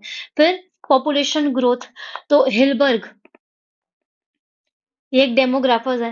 ठीक है, ये क्या कहते हैं कि मटेरियल डेंसिटी की वजह से डिवीजन ऑफ लेबर इवॉल्व हो रही है। लेकिन डर्कहाइम क्रिटिसाइज करते हुए क्या कहते हैं कि division of labour dynamic density की वजह से भी हो रही है। तो डायनामिक डेंसिटी ज्यादा इंपॉर्टेंट है मटेरियल डेंसिटी से। मटेरियल डेंसिटी तो इंपॉर्टेंट है ही, लेकिन मटेरियल डेंसिटी अगर बढ़ रही है तो उसके बाद ये भी बढ़ रहा है, डायनामिक डेंसिटी भी बढ़ रहा है, सोशल इंटरेक्शन भी बढ़ रहा है। तो डायनामिक डेंसिटी ज्यादा इंपॉर्टेंट है, इसकी वजह से डिवीजन ऑफ लेबर इवॉल्व हो रहा है। तो ये पूरा एक समराइज था। तो डर्कहाइम का क्रिटिक हमें एक सिंपल मैसेज देता है कि सोसाइटी एक कॉम्प्लेक्स सिस्टम है जो सिर्फ इकोनॉमिक, साइकोलॉजी या पॉलिटिक्स से डिफाइन नहीं होता। इसका हार्ट हमेशा सोशल रिलेशनशिप्स और कलेक्टिव कॉन्साइंस है। ठीक है, अब देखते हैं हम relevance of division of labour. तो हमने अभी तक क्या देखा कि डर्कहाइम दूसरे पर्सपेक्टिव्स के डिवीजन ऑफ लेबर को किस तरीके से क्रिटिसाइज कर रहे हैं। अब हम उनकी थ्योरी डिवीजन ऑफ लेबर का एक तरीके से रेलेवेंस देखेंगे। तो देखो, पहला है ग्लोबलाइजेशन ऑफ मार्केट। अब रेलेवेंस कैसे दिखता है, सबसे पहला तो इसकी वजह से स्पेशलाइजेशन बढ़ रही है।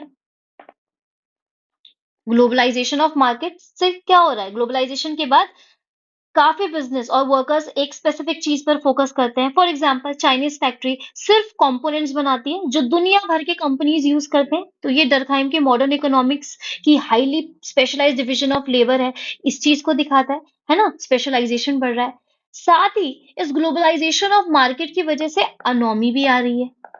तो ये भी डर्कहाइम कहते हैं ग्लोबल सप्लाई चेन में काम करने वाले वर्कर्स अपने काम के लार्जर पर्पस नहीं समझ पाते, फाइनल प्रोडक्ट से डिस्कनेक्ट फील होते हैं जिसकी वजह से अनोमी फील होती है। तो जैसे कि डर्कहाइम ने बताया था। फिर तीसरा, लैक ऑफ मॉरल गाइडेंस। वो हमेशा किसकी बात करते हैं कि कलेक्टिव कंसाइंस होनी चाहिए। मॉडर्न सोसाइटी में कलेक्टिव कंसाइंस का आना बहुत जरूरी है, शेयर्ड वैल्यू बिलीव्स इसका आना बहुत जरूरी है।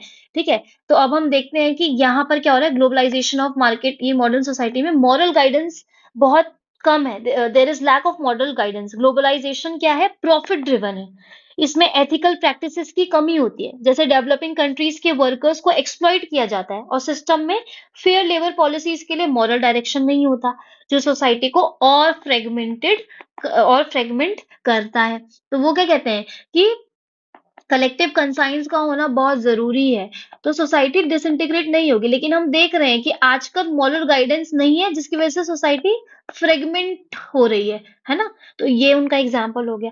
फिर दूसरा आप एग्जाम्पल लो हेल्थ केयर सिस्टम का। तो जब भी आप उनका रेलेवेंस बताओगे तो 3 पार्ट्स में ब्रेक करके ही बताना, बहुत अच्छे एक वो डालेगा, इम्पैक्ट डालेगा आपके आंसर में, ठीक है। एक इनरिचमेंट दिखाएगा। तो 3 पार्ट्स में डिवाइड करके करना।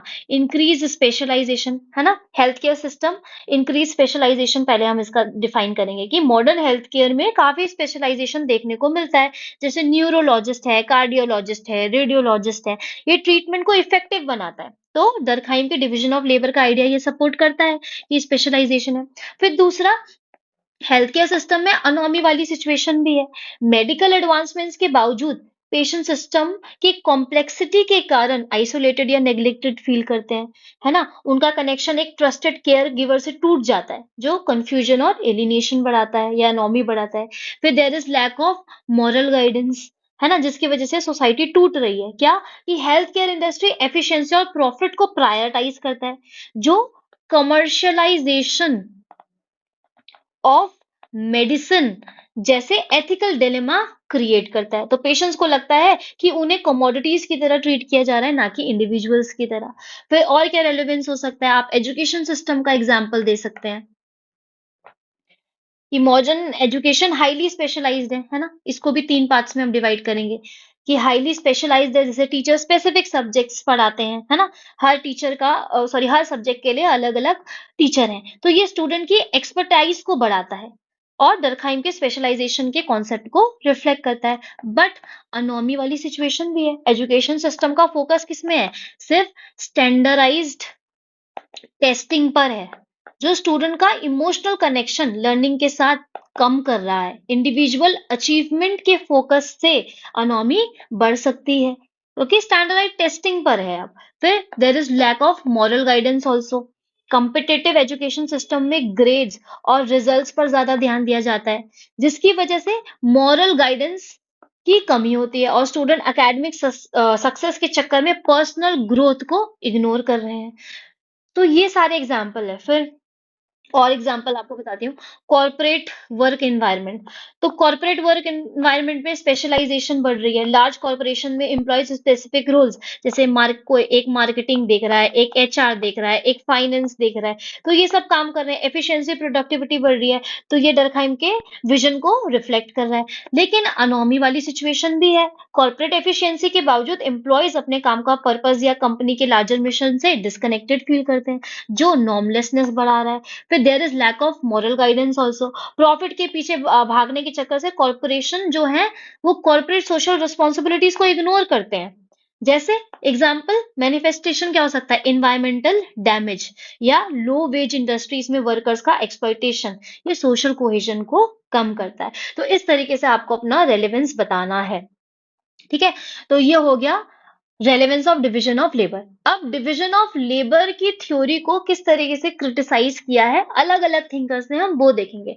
इसमें हमने देखा था कि डरखाइम ने जो अलग व्यूज हैं, जैसे इकोनॉमिक्स पर्सपेक्टिव से डिवीजन ऑफ लेबर को कैसे समझा जा सकता है, पॉलिटिकल साइंटिस्ट कैसे डिवीजन ऑफ लेबर को समझा रहे हैं, तो डरखाइम ने उनको क्रिटिसाइज किया था, other theories of division of labour को क्रिटिसाइज किया था। अब हम देखेंगे कि डरखाइम की थ्योरी को कैसे क्रिटिसिज्म मिलता है। पहले आते हैं हेनरी ऑरेंस्टीन। ये कहते हैं कि इंडियन जजमानी सिस्टम, इसका एग्जाम्पल देते हैं ये, और ये कहते हैं कि इंडियन जजमानी सिस्टम दिखाता है कि division of labour organic solidarity को क्रिएट कर सकता है, पर लोअर कास्ट का जो एक्सप्लॉइटेशन है यहाँ पर वो भी हो रहा है। तो डरखाइम इस इनइक्वालिटी को इग्नोर कर रहे हैं। तो ये क्या कह रहे हैं कि इंडियन जजमानी सिस्टम ये दिखा रहा है कि ये डिवीजन ऑफ लेबर को क्रिएट करता है। ये जो डिवीजन ऑफ लेबर है इंडियन जजमानी सिस्टम के टाइम पे, ये ऑर्गेनिक सॉलिडारिटी क्रिएट कर रही है, ये हम मानते हैं। लेकिन इसके साथ साथ लोअर कास्ट का एक्सप्लॉइटेशन भी हो रहा है। तो डरखाइम इस इनइक्वालिटी को इग्नोर करते हैं। यही अगर हम आज के एग्जाम्पल में देखें तो मॉडर्न गिग वर्कर्स जो हैं, जैसे उबर के वर्कर्स हैं, अमेज़न के वर्कर हैं, ज़ोमैटो के वर्कर्स हैं। ये जो मॉडर्न गिग वर्क है, ये सॉलिडैरिटी तो क्रिएट कर रहा है, ठीक है, इंटरडिपेंडेंस है, सॉलिडैरिटी क्रिएट कर रहा है, ये ठीक है। लेकिन इनके साथ-साथ इन वर्कर्स का, ये मॉडर्न गिग वर्कर्स है, इनका एक्सप्लॉइटेशन भी तो हो रहा है। जैसे वर्कर्स के बेनिफिट हैं या स्टेबिलिटी है, इन लोगों को इनकी जॉब स्टेबल नहीं होती, इनको उस तरीके के बेनिफिट्स नहीं मिल पाते, तो इस इनइक्वालिटी को डरखाइन इग्नोर कर रहा है, तो ये इस तरीके से क्रिटिसाइज करते हैं। दूसरा आते हैं लुई डुमोंट।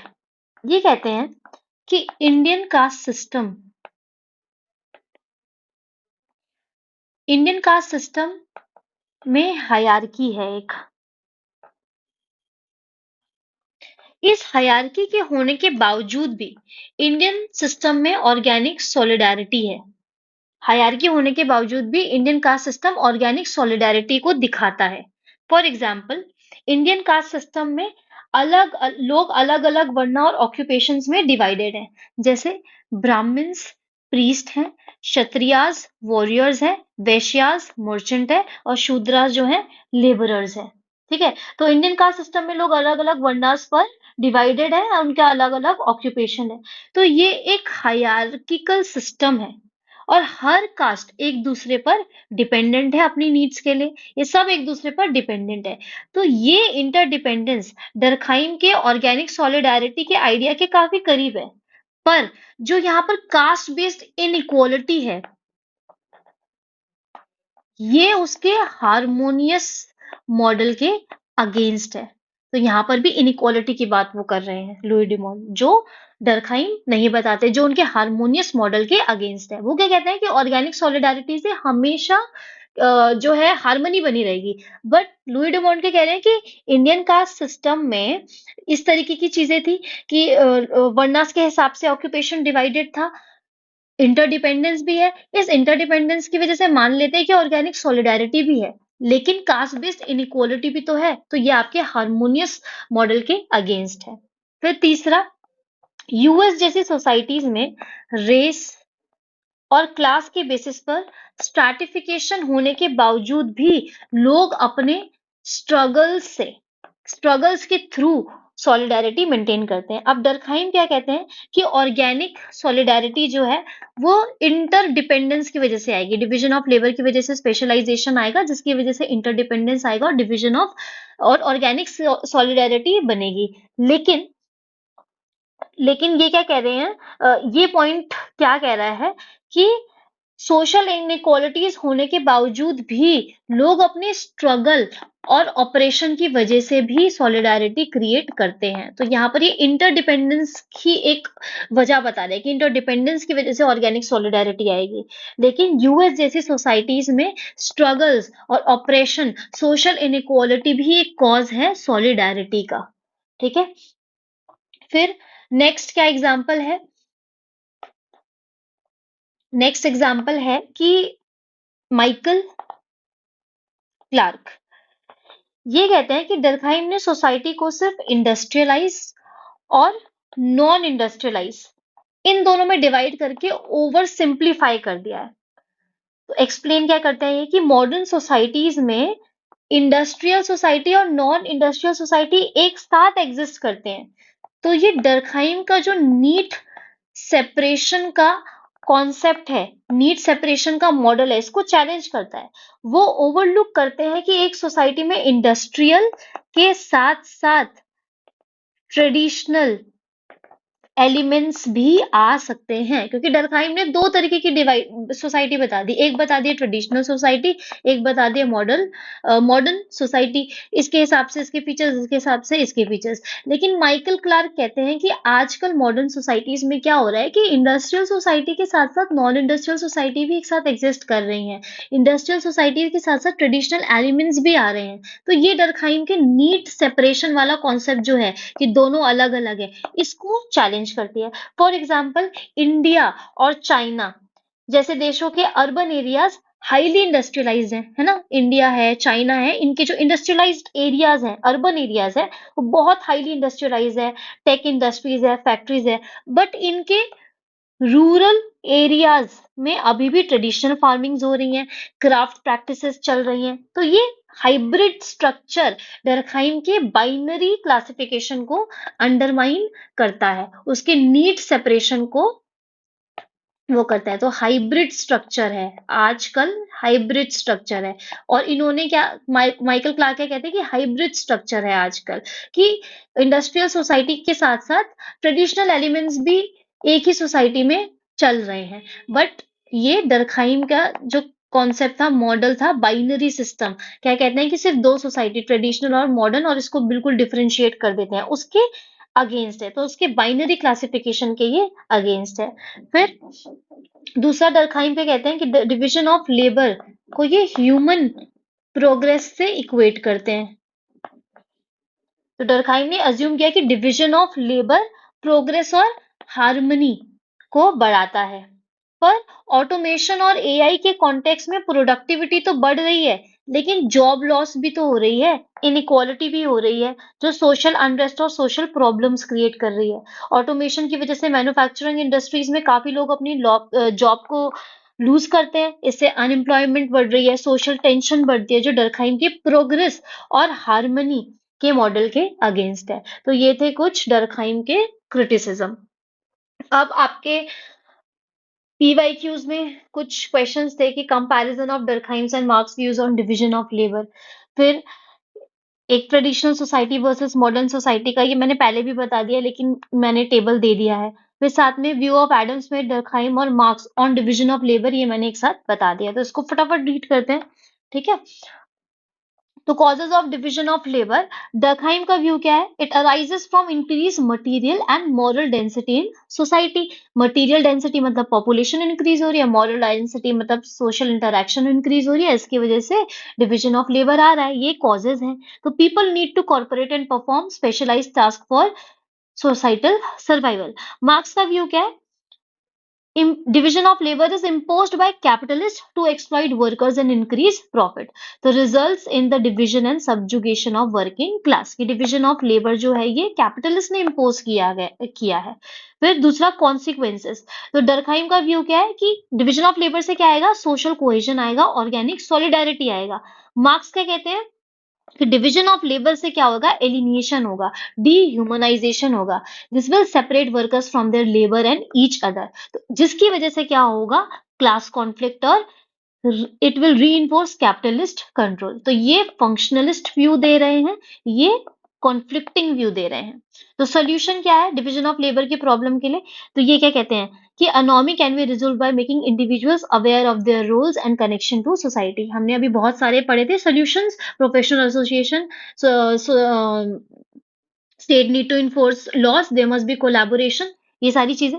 सोशल कोहेजन लाओ through cooperation and moral integration, there must be moral guidance, moral education की बात देखी थी हमने उसमें सॉल्यूशंस में। मार्क्स क्या कहते हैं कि इस प्रॉब्लम को सिर्फ रेवोल्यूशन के थ्रू आप कर सकते हो, ओवरथ्रो करो कैपिटलिज्म रेवोल्यूशन के थ्रू, तो जाकर ये प्रॉब्लम जो है एंड होगी, एक क्लासलेस सोसाइटी बनेगी। फिर डर्कहाइम का व्यू क्या है? फंक्शनल है।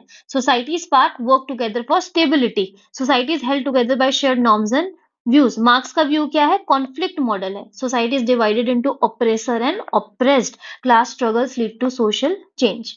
फिर डर्कहाइम क्या कहते हैं? Capitalism not specifically criticize, focuses on social integration. तो कैपिटलिज्म मॉडर्न या कैपिटलिस्ट सोसाइटी या इंडस्ट्रियल सोसाइटी में क्या होगा? सोशल इंटीग्रेशन आएगी through division of labour. Division of labour से स्पेशलाइजेशन आएगा, जिसकी वजह से सोशल इंटीग्रेशन आएगा। मार्क्स क्या कहते हैं कि जो कैपिटलिज्म है एक्सप्लॉइटेटिव है, इसकी वजह से इनइक्वालिटी और एलिनिएशन आता है। फिर रोल ऑफ इंडिविजुअल की बात करें तो डर्कहाइम पे कहते हैं emphasizes the individual's role in contributing social harmony and order। Marx view क्या है? It focuses on how individual is oppressed by capitalist system. तो ये इस तरीके से चीजें हैं। तो ये कॉपरेशन की बात कर रहे हैं, एक्सप्लॉइटेशन की बात करते हैं। ये कहते हैं worker find purpose in their specialized role fostering social integration. ये कहते हैं एलिनिएटेड हो जाते हैं, losing connection to value of their work. तो ये उनका व्यूज है, ये मैंने आपको पीडीएफ में भी दिया है। फिर ट्रेडिशनल सोसाइटी और मॉडर्न सोसाइटी के बीच में क्या डिफरेंस है? यहाँ पर ये क्या है कि production for local use subsistence needs of community. यहाँ पर क्या होता है? Production for other needs. फिर ये simple limited division of labour होता है, सब सिमिलर काम परफॉर्म कर रहे हैं। यहाँ पर high complex division of labour है, स्पेशलाइजेशन है। यहाँ पे सिंगल कलेक्टिव कंसाइंस है which is based on likeness and common interest. यहाँ पे वीकर कलेक्टिव कंसाइंस है, इंडिविजुअल डिफरेंसेस आर सपोर्टेड। फिर यहाँ पे मैकेनिकल सॉलिडारिटी है, यहाँ पे ऑर्गेनिक सॉलिडारिटी है। इंटीग्रेशन और रेगुलेशन यहाँ पर हाई है, यहाँ पर लो है। यहाँ पे सुसाइड किस तरीके से होंगे, ये एक एक्स्ट्रा पॉइंट है जो हम सुसाइड में देखेंगे। हाई इंटीग्रेशन और हाई रेगुलेशन की वजह से, हाई इंटीग्रेशन की वजह से अल्ट्रुइस्टिक सुसाइड होगा, और हाई रेगुलेशन की वजह से फेटलिस्टिक सुसाइड होगा। तो ट्रेडिशनल सोसाइटी में हम अल्ट्रुइस्टिक और फेटलिस्टिक सुसाइड देखते हैं, मॉडर्न सोसाइटी में हम इगोइस्टिक और एनोमिक सुसाइड देखते हैं। तो इगोइस्टिक सुसाइड लो इंटीग्रेशन की वजह से होगा, एनोमिक लो रेगुलेशन की वजह से होगा। अगर ये वाला पॉइंट समझ नहीं आया तो कोई बात नहीं, हम सुसाइड में देखेंगे। फिर एडम स्मिथ क्या कहते हैं? डिवीजन ऑफ लेबर, ये पॉजिटिव व्यू देते हैं, डर्कहाइम भी पॉजिटिव व्यू देते हैं। एडम स्मिथ क्या कहते हैं कि प्रोडक्टिविटी इंक्रीज करेगा, एफिशिएंसी इंक्रीज करेगा। इमाइल डर्कहाइम क्या कहते हैं कि सॉलिडारिटी लाएगा। But Karl Marx division of labour को नेगेटिवली देखते हैं, ये कहते हैं कि कैपिटलिज्म का प्रोडक्ट है, ठीक है, वर्कर्स को एक्सप्लॉइट करने के लिए बनाया गया है। एडम स्मिथ के कहते हैं कि डिवीजन ऑफ लेबर से इकोनॉमिक प्रोडक्टिविटी बढ़ेगी, स्पेशलाइजेशन बढ़ेगा। कार्ल मार्क्स के कहते हैं वर्कर्स को ये एक्सप्लॉइट करेगा, जिसकी वजह से क्लास कॉन्फ्लिक्ट होगी और क्लास डिवीजन आएगा। इमाइल डर्कहाइम एकदम अपोजिट व्यू देंगे कार्ल मार्क्स से, कहते हैं कि कॉर्पोरेशन लेके आएगा जिससे सोसाइटी सरवाइव करेगी। फिर सोर्सेज, एडम स्मिथ क्या कहते हैं कि a result of industrial capitalism aimed at enhancing production. तो ये इंडस्ट्रियल कैपिटलिज्म का रिजल्ट है। कार्ल मार्क्स भी क्या कहते हैं कि कैपिटलिज्म का ही रिजल्ट है, बट वर्कर एक्सप्लॉइटेशन के लिए बनाया गया है। माइल डर्कहाइम क्या कहते हैं? रिजल्ट है सोसाइटल नीड्स का, सोसाइटल नीड्स का रिजल्ट है for corporation and survival driving social integration. फिर एडम स्मिथ क्या कहते हैं? Division of labour is a force for economic growth and civilization. ये क्या कहते हैं?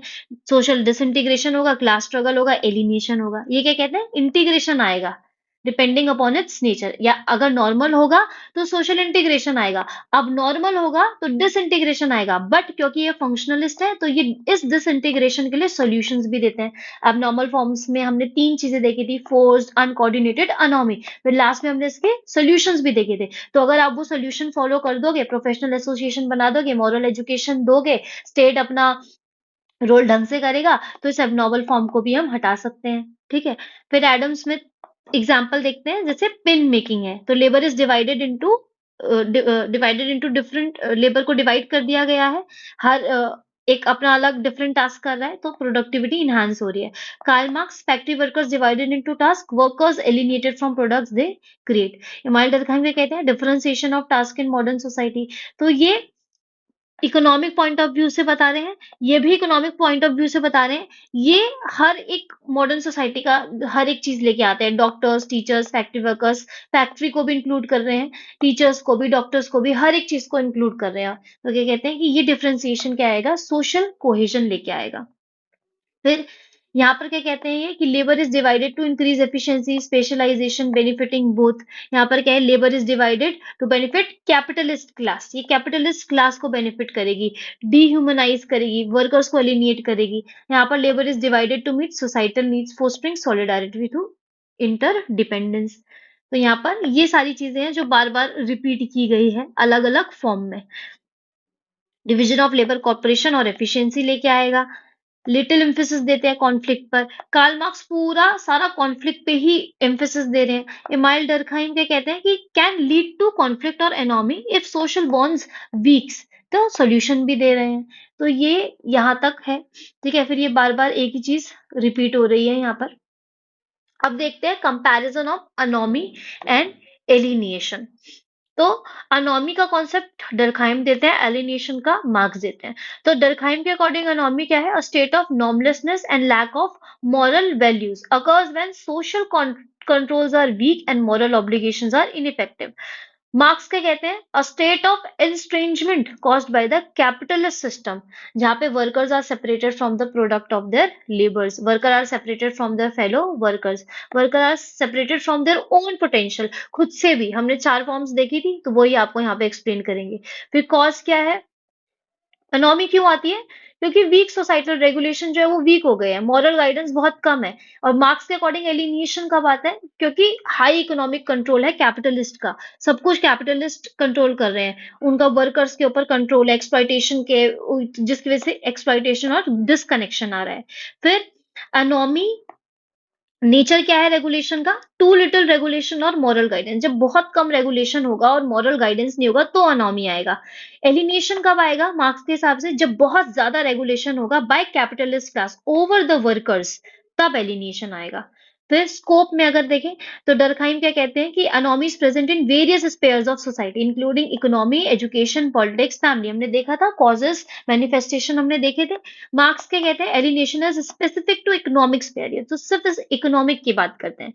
फिर anomie, mass experience affecting all members of the society, तो ये क्या कहते हैं? मास एक्सपीरियंस है, सब लोग अफेक्ट होंगे सोसाइटी में। यहाँ पे ये क्या कहते हैं कि ये सिर्फ क्लास एक्सपीरियंस है, ये सिर्फ वर्किंग क्लास इससे अफेक्ट होगी। फिर एग्जाम्पल्स क्या है अनोमी का? दरखाइम के कहते हैं workers without sense of belonging, students studying without passion, bureaucrats working without empathy, politicians ruling without connections to the people. ये एक तरीके का एग्जाम्पल है। एलिनेशन मार्क्स सिर्फ किसके हिसाब से बताएंगे? फैक्ट्री के हिसाब से। तो worker feeling disconnected from their work, fellow workers, product they create, there creative potential. तो इकोनॉमिक व्यू दे रहे हैं ये सिर्फ। सोल्यूशन क्या है अनोमी का? कि कोड ऑफ एथिक्स लेके आओ, प्रोफेशनल एसोसिएशंस बनाओ, मॉरल एजुकेशन लेके आओ। एलिनिएशन का क्या है? कि रेवोल्यूशन लेके आओ। मार्क्स कहते हैं रेवोल्यूशन लेके आओ, कैपिटलिज्म के सिस्टम को ओवरथ्रो करो, प्राइवेट प्रॉपर्टी को एलिमिनेट करो, मीन्स ऑफ प्रोडक्शन को वर्कर्स को दे दो, तो एलिनिएशन खत्म हो जाएगा। Focus of concern anomie, concern with the lack of societal cohesion and integration. जब कोहेजन नहीं है, इंटीग्रेशन नहीं है, तो अनोमी आएगी। Alienation, it is concern with exploitation of working class and their loss of control over the production process. तो यहाँ तक ये चीजें थी। अब आपसे कंपैरिजन पूछ लें अनोमी का, एलिनिएशन का, ठीक है, डिवीजन ऑफ लेबर का व्यू पूछ लें, चाहे एडम स्मिथ को इंक्लूड करके पूछ लें, आप दे दोगे, है ना? ट्रेडिशनल मॉडर्न सोसाइटी के बीच का डिफरेंस दे दोगे। फिर व्यूज, मार्क्स का व्यूज, दरखाइम का व्यू, कॉन्फ्लिक्ट और फंक्शनल व्यूज, ये भी आप अच्छे से दे दोगे। तो यहाँ पर ये हमारी पूरी थ्योरी जो है कंप्लीट होती है। इससे ज्यादा और ज्यादा कुछ करने की आपको जरूरत नहीं है, इतना इनफ है। इसको अच्छे से रट जाओ, घोल के पी लो, और कोई भी क्वेश्चन नहीं छूटेगा, that I guarantee you. Okay, so good bye. Next lecture होगा हमारा सोशल फैक्ट के ऊपर। Bye, keep studying.